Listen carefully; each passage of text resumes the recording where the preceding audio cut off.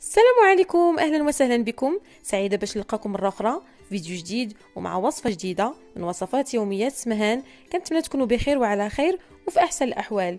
اليوم غنحضر معكم ميني بطبوط ساهل وناجح، كيجي منفوخ وخاوي من الداخل ورطب، بحشوه لذيذه بزاف، مع طريقه تحضير مايونيز ساهل وناجح 100%. كنتمنى تتابعوا الفيديو حتى الاخير، والى عجبكم ما تبخلوش عليا باللايكات والاراء ديالكم والبارطاج. وإلا كنتوا اول مره كتزوروا القناه ما تنسوش تضغطوا على زر الاشتراك مع تفعيل الجرس باش توصلوا بجديد الوصفات. نخليكم مع المقادير وطريقه التحضير وفرجه ممتعه.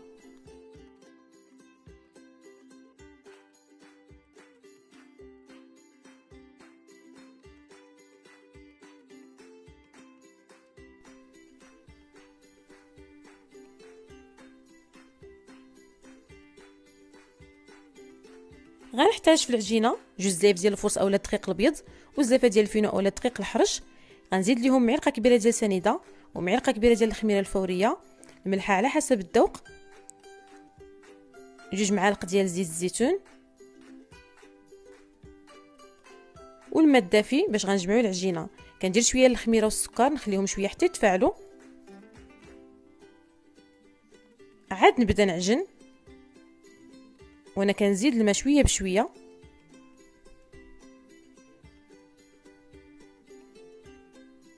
كنعجن مزيان وانا كنضيف الماء.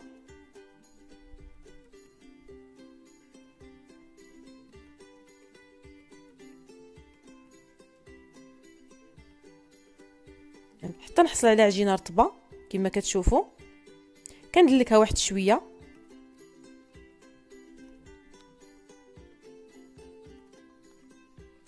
ونجمعها وندهنها بدهنه خفيفه بشويه ديال الزيت اولا نرشو غير شويه ديال الدقيق.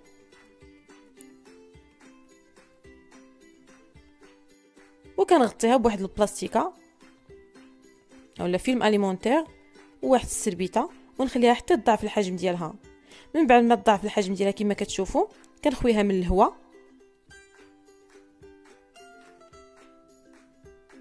وكنقسمها لثلاثه ديال الكرات.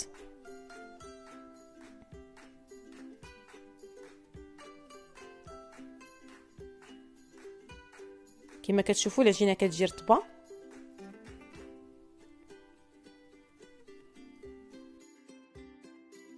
نرش السطح العامل بشويه ديال الدقيق وكنجيب الكره الاولى وكنسرحها مزيان بالدلاك وانا كنستعن بالدقيق.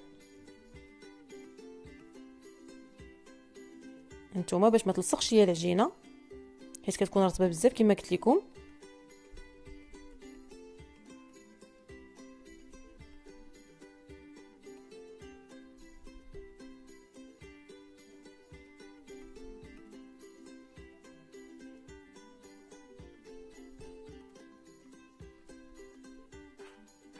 من بعد ما كنسرحها على هذا السمك كنجيب قطعه دائريه اولا غير شي غطايه كما درت انا وكنقطع دوائر صغيره على هذا الشكل انتما كتشوفوا.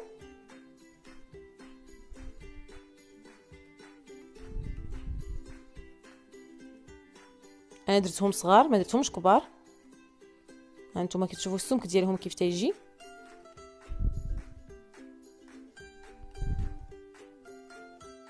العجين اللي كيشيط ليا كنجمعو وكنكورو ونديرو في بلاستيكه حتى نعاود نسرحو ونقطعو بنفس الطريقه.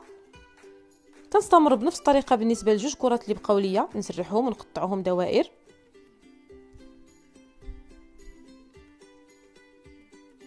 هانتوما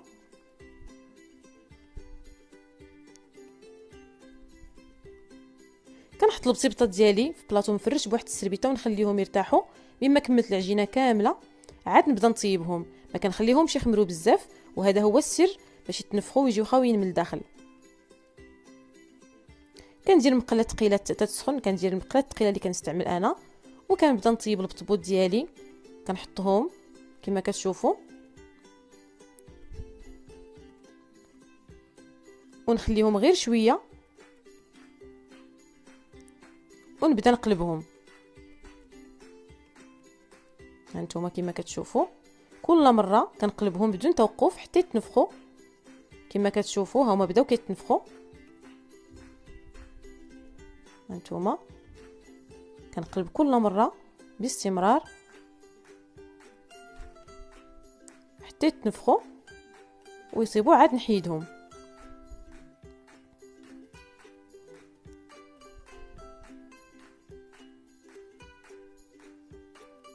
هانتوما كما كتشوفوا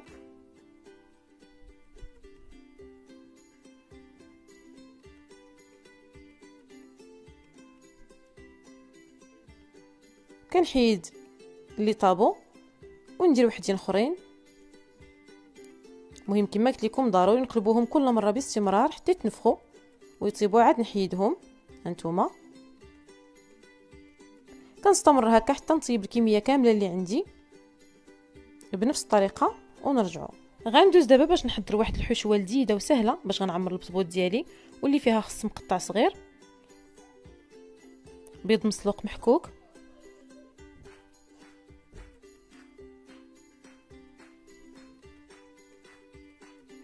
كاشير محكوك، ليمايس اولا ذره معلبه اللي صفيتها من الماء، حك ديال الطون اللي صفيتو من الزيت وفرتتو، بصله مشلضه وماتشه مقطعه قطع صغيره، وزيتون مقطع. كنخلط مزيان هاد العناصر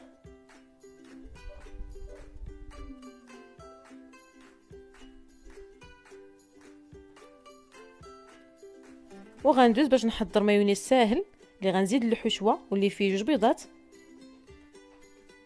شويه ديال الخل، واحد 4 كاس صغير تقريبا،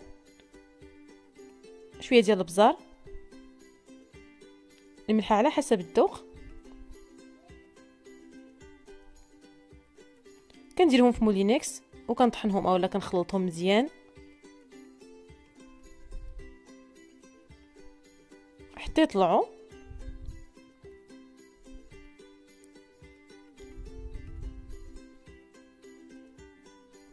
من بعد كنبدا نزيد زيت الروميه على شكل خيط وانا كنخلط حتى يعقد ليا المايونيز.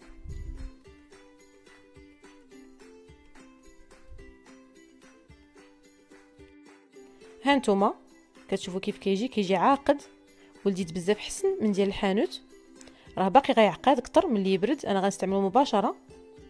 هانتوما كيجي لذيذ بزاف.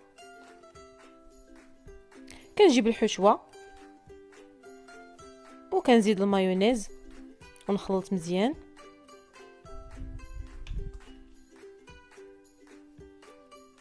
كنزيد الكميه اللي غتخلط ليا الحشوه، هنا غنزيد شويه،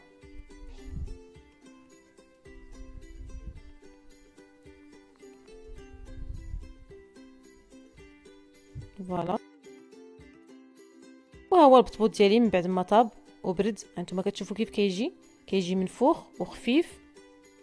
هانتوما واللون ديالو كيجي محمر وغزال. غنحلو معكم باش تشوفوا كيف كيجي من الداخل. هانتوما كيجي خاوي،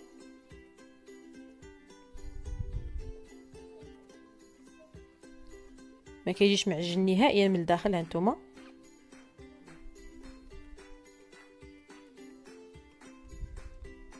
وغندوز باش نعمرو بالحشوه اللي حضرت. هانتوما كنعمر البطيبطه ديالي.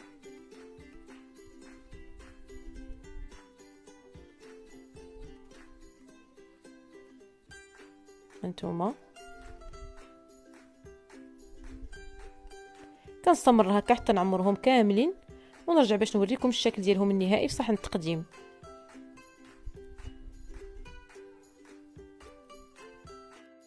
هكا كيكون الشكل النهائي ديالهم. هانتوما كيجيو رائعين ولذاذ بزاف، ديك الحشوه اللي حضرنا والمايونيز المنزلي، وكيجيو خفاف ورطبين.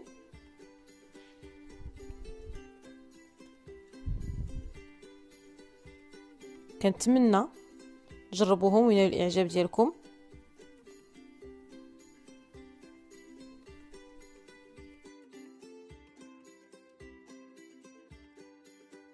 هانتوما كتشوفوا كيف تيجيو عن قرب،